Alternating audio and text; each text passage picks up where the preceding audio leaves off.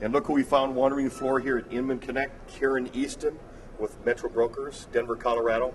Karen, you've been to a couple seminars already. Can you just tell us maybe 3 things you see or what you're hoping to see in the future for real estate? I learned so much this morning in the meetings by listening to people from all over the country talk about trends. A couple of the trends that realtors are going to is to do a personal video of themselves, a personal video of the community, the neighborhood, the city they live in, and they only have to pay for that one time, and then they can distribute it to buyers and sellers coming in. The other thing they're doing is personal videos on all the homes they list and then distributing them through companies that have huge distribution systems.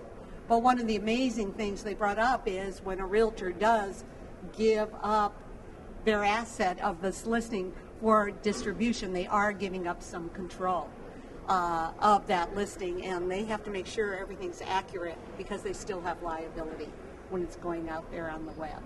So interesting. So it looks like video is going to play a big part in a realtor's role in the future? I think video today is a huge part. I think without video on a listing, you are really underserving your customer. Great. Thank you. You're welcome. Karen Easton, Metro Brokers from Denver, Colorado. Karen, if you were starting over again today based on what you've learned, what would you do differently?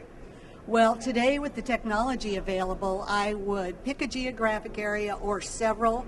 I would be the blogger or the expert for that area. I would have a video on myself personally as well as the community and the neighborhood, and I would go into the schools and have all that information available, and I would blog as much as I could, and that way the customer would come to me instead of me having to go out and find the customer.